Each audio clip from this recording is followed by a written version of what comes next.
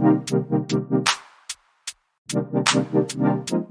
going on, everybody, and welcome to the Other Side of the Firewall podcast, where we talk about the latest and greatest of cybersecurity news, as well as we highlight those movers and shakers and glass ceiling breakers, those people of color who've made it to the other side of the proverbial firewall. My name is Ryan Williams, and as always, I'm joined by Shannon.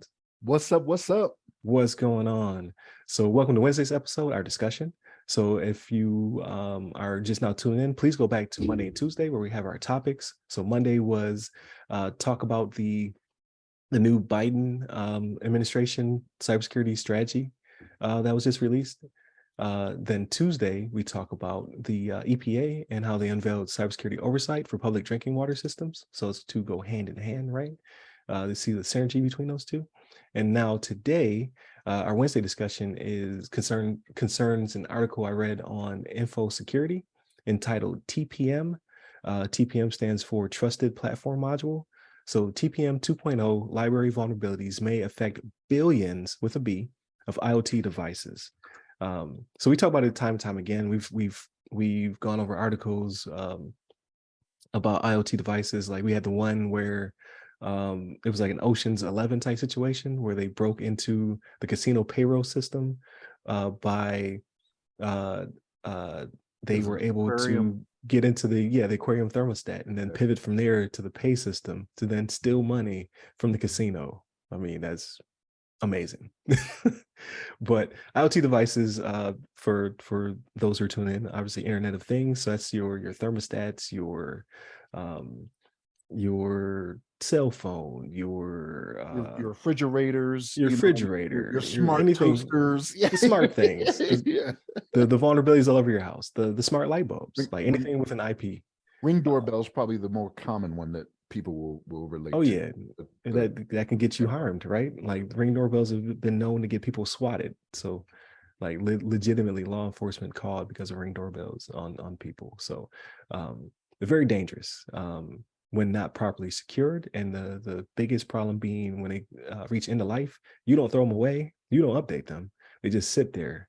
And there's lists compiled of vulnerabilities of these systems to then get into your homes, your offices, your whatever, to then wreak havoc on you. So this article centers on two vulnerabilities that were found.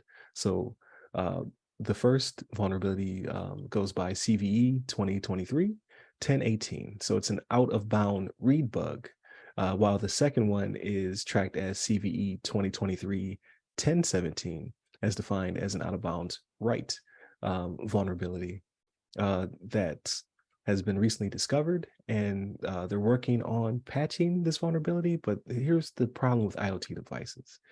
You're not tracking them. You don't know what's in your house. You don't know if it's in the life. You don't do any research, and neither do I. So, well, I do more now because of the podcast, right? But I like my smart devices, but those smart devices are dangerous to your infrastructure. And the people who are tracking these lists of vulnerabilities are typically the bad actors, right? So they're going through a list of things that they could potentially do to your smart cameras, your baby monitors, things of that nature, while you're just living your life. So that's why we bring it up on the show time and time again, to try to bring it to your attention. Like, hey, be careful what you bring in the house, make sure you secure it. And there are some frameworks being developed for IoT devices. And we talked about those in the past as well. Like they're trying to figure out a way to hold vendors accountable and their feet to the fire to make sure they continue to patch these things and alert you when they no longer can, or that there's a vulnerability that could affect you. So how do you feel about this, Shannon? So yeah, man, you hit on a couple of things I was going to hit on too, man. So like we talked about it in the past, right? When it comes to the IoT devices, like nobody is going to go through that list, right? Like they're going to be like, there are things they've even forgotten they have in their house, right? You just get complacent because it's been there all the time, right? You forget, your Wi-Fi fridge, the convenience that you have of that. You just get complacent with it. Your toasters, your doorbells, your like, even if you have a security system that has a camera, that's in the house or something like that, like you forget about all of those things. And the fact that this is attacking TPM, that's what makes it even worse, because TPM is something that's put in place to help you with security, right? Like it kind of, the purpose of TPM is to store like those, not store the passwords, but like when it comes to communication with the devices, like the different cryptography, like the different security you're using when it comes to cryptography, passwords, things like that. And for that to come under effect, it's kind of like, you know, when the password wallets, you know, get affected, right? Like you've a portion of security that's supposed to help you out getting attacked. Like it's a fearful thing. I get it, right? But it's kind of the world we live in now, and it's good that they discovered them, right? But I think they said that they discovered it back in November, though, if I'm not mistaken, right? And then they just released a report that I'm not thrilled with, but Yeah, it took a I mean, while. yeah, It took a while, yeah, to it took a disclose to the while public. for it to get out, to get to the public, right? And we've talked about that before as well, right? Like given a certain time frame, right? Whether it be 72 hours, 90 days, whatever it's going to be, but yeah, this is one of those things where like it's we all have to do better when it comes to those things, right? So like it's we love the convenience of the what the IoT things provide for us, right? But that's all we care about is the convenience of it. Security is often left behind. And this is how the hackers benefit from it, right? Because they know that as well, right? They know that people only care that they don't have to they don't have to get up, you know, or they don't even have to use a remote anymore, right? They could just ask Alexa to turn the channel for them or whatever it may be. You know what I'm saying? Like, I don't know if Alexa does that because I don't have one. I don't trust her. You know what I mean? But I'm just saying, like, it's different things like that helps the bad guys win.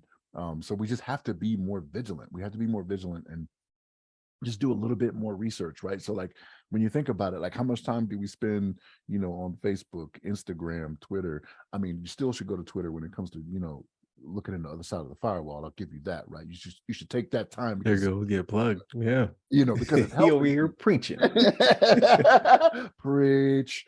But yeah, so like you should still do that, but you can find the time, right? Like when you're doing all those other things throughout the day. Like a lot of people will tell you, oh, I'm busy throughout the day, I'm busy throughout the day, whatever. But think of all the time you spend doing those things to where it's like this is something for security, right? You'll wish you had spent the time when your bank account gets hacked, right? Because somebody got in through your aquarium thermostat that's got Wi-Fi on it that you control. You know what I mean? You'd be like, dang, why didn't I should have just taken that time. You know what I'm saying? But yeah, I mean it's a dangerous thing. This is the world we live in, but the avenues are out there to help us combat these things, right? Like it has a table out there that says, hey, these are the things that are effective, right? Like this is the CVE. Go look at the CVE. It'll tell you what you should do to protect against it, right? Or give you a reference to go to something else. Even if it's a matter of the vendor for the device may even have a fix for it, but you just haven't gone out and done anything with it, right? Like not everything is automatically updated over the air. You know what I'm saying? So we just got to take the time, people. We can't, everybody, nobody thinks about it until something goes wrong, right? So like being in IT, and Ryan, we know this, right? Like when Facebook is up and running at work, nobody has a problem, right? But the second it goes down, you're the worst person they know. It's Oh like, what? yeah, Give me the credit. team is horrible. Like Yeah. everything's always down. You're like we're Yeah. up 5 You got nines. 5 nines. 5 9. We're great. They're like nah, terrible. 99.999% of the time you have been up. You know what I mean? But yeah, that's just we got to do our part, people. Us included, right? Like I'm with you, Ryan. Like I don't look into it too often, but because of the podcast though, like I do look at it a lot more than what I Right. used to, you know what I mean? So it's just like, oh man, I come across that and I'm like, let me check that out. You know what I'm saying? So but we got to get better, people, and we can, and the tools are out there for us to do so. So Yeah. So for those out there who listen who aren't, and because we're biased, right? We're in this field, we know the lingo and things of that nature. If you're like, what is a CVE? So so the best thing for you to do is just update your devices. Like that is what's going to fix this. Like so this is uh is known by the vendor that this is a problem, right? So you hope that they're doing their due diligence and pushing out patches, but if there's a device in your network that you don't normally typically log into, like Shannon, you can tell Shannon doesn't have Alexa because he says her name outright, right? Like if those of us who have her do not say her name because she will make that noise because she's ready to respond to you. we have been conditioned to not say her name or the other name. It starts with an S. Because they will fire off. But just log into those devices, your Echoes, your Sky Bell or Ring doorbells, your just anything that you would use that would touch the internet. Just log into it and see if it's requiring an update, because it may be something you need to manually do yourself, right? Like sometimes you get a update on your phone, you get the little red circle with the one on it. you need to initiate it.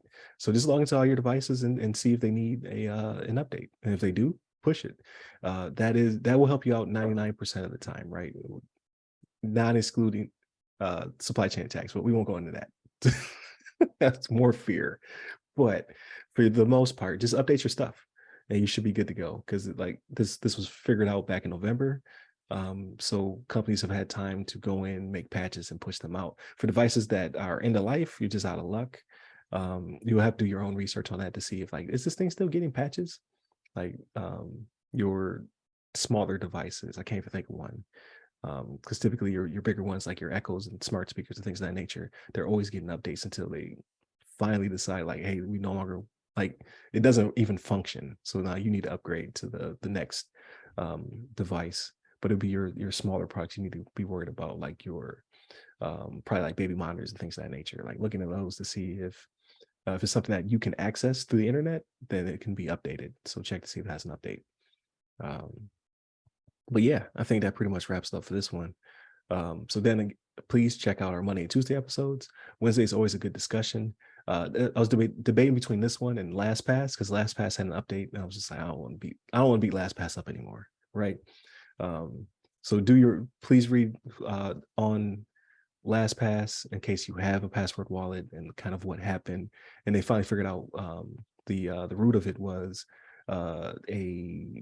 a spear phishing, or I say well fishing or whatever. Like they went for the CEO. That's how they got the information. So everybody's susceptible, right? So just have to be careful, do your due diligence, be safe while you're out here on these internet streets. But continue to tune into the show. Hit us up on the websites that all go by our name. Or you can hit me up personally. I am at RyRy Security Guy. That's RYRY Security Guy. I'm on LinkedIn, Clubhouse, and Twitter. Stay safe, stay secure.